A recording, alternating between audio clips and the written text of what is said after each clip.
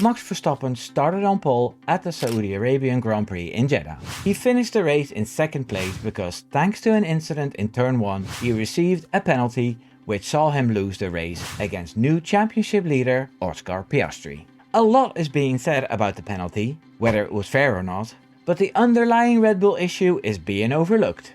I'm here to point that out. I'm Wimbo. Here's 3 seconds to leave a like. Max Verstappen is having a very tough season in the RB21 that his team has built. The car has issues, and depending on which track they are on, it's slower than the McLaren package. Still, he's still in the title fight. He's now 12 points behind Oscar Piastri and 2 points behind Norris. Max Verstappen had a much better race in Jeddah compared to the struggles he had in Bahrain. It's starting to look much better now, although there are still 19 more races to come. And there might be bad tracks like Bahrain again. That's why it's important for Verstappen and Red Bull to grab as many points as they can. And that's why it's such a shame they couldn't convert this brilliant pole position to a win. This season looks to be another thriller where the decision might be very late in the season. So every point counts. A 7-point swing could be the difference between winning a 5th title and one of the McLaren drivers winning his first. We've seen it all before in 2021, where Lewis Hamilton and Max Verstappen entered the last race on equal points. And Max Verstappen won on the last lap. I don't know if anybody remembers that. Yes? No? Is normally down into turn 5. Is Verstappen far enough back? He's going to make the lunge down the inside. Hamilton sees it coming. It's a late lunge by Verstappen, who takes the lead of the race. I said on Twitter I wasn't going to discuss the penalty, so I won't dive into it too much. There was something to be said for all parties involved. Let's go into what happened a little bit. Oscar Piastri had a great start and dove into turn 1, at least alongside of Verstappen. Piastri claimed the corner and pushed Verstappen off track as he had nowhere to go. Verstappen didn't slow down, cut the corner and stayed ahead. There was a bit of time to give the position back until the safety car was out for a crash between friends Pierre Gasly and Yuki Tsunoda, who had crashed. Max Verstappen and Red Bull had no intention of giving that place back because they felt they were entitled to space in that turn. That makes sense too. But the rules on that are complicated, and as I learned this morning in a video from the race, the actual rules are kept secret and only the FIA and the drivers know.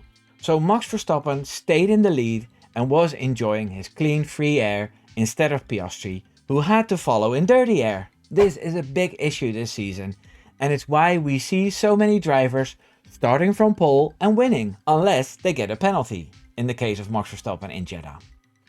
Verstappen was slowly making the gap on Piastri bigger and bigger until Piastri pitted to undercut Verstappen, which was simple enough due to Verstappen's penalty. Max pushed on for 2 more laps and pitted. They couldn't touch the car for 5 seconds and the whole pit stop took 8.3 seconds. Piastri also had a relatively slow pit stop earlier. Verstappen came out behind the Australian and couldn't get close enough to launch an attack. I also think Piastri was maintaining the gap. He could have gone quicker if he had to. So Piastri won, Verstappen second, and Ferrari scored its first podium of the season with Charles Leclerc. I voted for Leclerc as driver of the day, but it's always someone else who gets it. The driver of the day is weird this season. Anyway, that's not relevant now. Max Verstappen was visibly angry about the penalty, and when Red Bull friend David Coulthard asked him about the penalty, Max Verstappen kept it short and sweet and thanked the crowd and said, "See you in Miami." He explained later that he didn't want to speak out and get in trouble with the FIA, as you can't say anything that damages the FIA. This is what Saddam Sulayem has done with the sport, for f***'s sake. Everyone who opposes him has to leave, and everyone else is silenced. But let's not dwell on this. I'll do a video about this at some point. Where were we? Oh yes, Christian Horner showed new evidence from the onboard of Verstappen's car, but they aren't going to ask for a right of review, as the decision was a slam dunk according to the stewards. I also think it's pointless to keep talking about the penalty. Next race something similar happens and nobody gets a penalty. Or the car on the outside might get one. It's quite random. What isn't random are the issues that keep bothering Verstappen from race to race in the RB21. And one of them has caught him out twice now. The 2024 car started very strongly until McLaren, Ferrari and Mercedes caught up.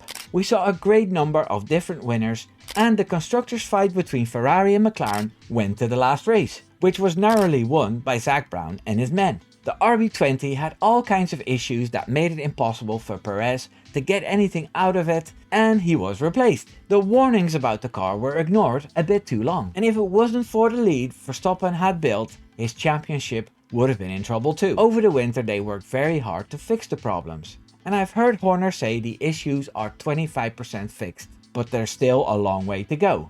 There are upgrades brought to nearly every race, and Red Bull has high hopes for the FlexiWing technical directive that will come into play at the Grand Prix in Spain. Until then, Max Verstappen needs to work around the problems, and they have to work very hard from FP1 to Q3 to get the setup right. The McLaren cars seem to be on it from day one. Sometimes it works for Verstappen, like in Japan or Jeddah. Sometimes it doesn't, like in Bahrain. In Bahrain there were issues with slow pit stops, which used to be their strong suit. It's clear that with so many good staff members leaving, the replacements need a little time to up their game, which kinda makes sense. Now, this new issue I wanted to point out is a problem that Max Verstappen had when he just started driving the Honda power units. I don't know if you can guess it by now, but I'm talking about the starts. Max Verstappen had some very poor starts in 2019 due to the mapping of the Honda engines. It took a while before it was sorted out, which frustrated Max quite a bit, even if he won races after having a poor start. It seems that this problem has returned as Max's start in Bahrain was also poor, and in Jeddah, even though nobody talks about it, he lost a lot of time in the second phase of the start, which allowed Piastri to come alongside. This is what caused the penalty, if you think about it. This wouldn't have happened if Verstappen was well ahead of Piastri. So this is just one of the many things Red Bull has to put on the list of things to fix. Because we know it's not Max's fault. He's a great starter. So I'm looking at the Red Bull team here. Fix the starts, fix the balance, and while you're at it, make the car the fastest again, okay? If you enjoyed this video, please subscribe. And if you're already subscribed, please consider becoming a member for a while. You'll get extra access to my content and extra behind the scenes videos. Take care now. Doei doei.